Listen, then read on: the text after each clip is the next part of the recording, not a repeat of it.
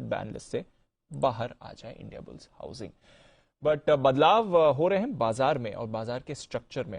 हमने आपको सबसे पहले बताया था पिछले साल कि कैसे T+1 सेटलमेंट आ रहा है सेबी में। अभी T+2 सेटलमेंट है, जिस दिन आप लेते हैं उसके 2 दिन बाद आपको उसकी डिलीवरी मिलती है उस शेयर की। अब ये T+1 में मूव कर रहा है और बस 2 ही हफ्ते हैं जहां पर अब सारे स्टॉक्स, ऑलरेडी फेज वाइज ये शुरू हो चुका है पिछले साल अक्टूबर से, बट 2 हफ्तों में आप देखेंगे कि सारे स्टॉक्स अब T+1 सेटलमेंट में चले जाएंगे।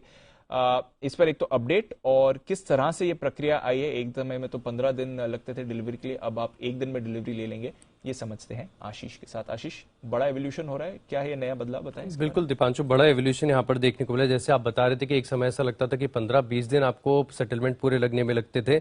अब अगर आप देखें तो T+1 के साथ जो है शुरुआत हो रही है। जैसा कि आप बता भी रहे थे कि अब जैसे 27 जनवरी है, इसके बाद से सभी जो blue chip large cap stocks हैं इनमें T+1 सेटलमेंट आपको देखने को मिलेगा। लेकिन आगे जाकर हम देखेंगे कि लिस्ट जो है फर्दर एक्सटेंड होगी और आगे जितने भी स्टॉक्स हैं सब में T+1 सेटलमेंट होगा।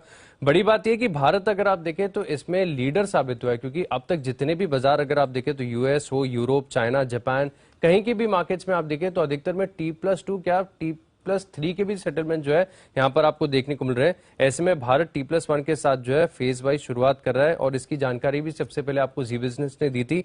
फरवरी 2022 में यहाँ पर कहा गया था कि इसको जो है फेज्ड वाइज मैनर में शुरुआत किया जाएगा और इसकी जो शुरुआत हुई थी बड़ी इंटरेस्टिंग हुई थी कि जो टॉप मार्केट कैपिटलाइजेशन वाली मार्केट कैप वाली जो कंपनीज है इनका जो बॉटम था वहां से इनकी शुरुआत की गई थी और महीने के हर आखिरी शुक्रवार को 500 स्टॉक्स की जो लिस्ट थी उसे एनालाइज करके फिर इनमें स्टॉक्स को जोड़ा जाता था। अब अगर आप देखें तो यहाँ पर करीब 27 जनवरी से 192 शेयर फर्दर यहाँ पर जुड़ते हुए नजर आएंगे। लेकिन जैसे कि इस एवोल्यूशन की आप बात कर रहे थे, बहुत ज्यादा इंटरेस्टिंग है। जैसे कि डीमैट अकाउंट्स के साथ जब ट्रेडिंग की शुरुआत हुई थी 1996 में, तब जो सेटलमेंट साइकिल थी T+5 की थी। इसके बाद इसको 2002 में फर्दर रिवाइज किया गया था, T+3 हो गया, 2003 में T+2 और अब फाइनली अगर हम देखें तो T+1 की तरफ हम बढ़ते जा रहे हैं। लेकिन बड़ा एवोल्यूशन है। इनफैक्ट अगर आप इसको जब ऑफलाइन ट्रेडिंग होती थी वहां से कंपेयर करके देखेंगे तो बड़ी प्रोग्रेस जो है इंडियन कैपिटल मार्केट्स ने देखी है।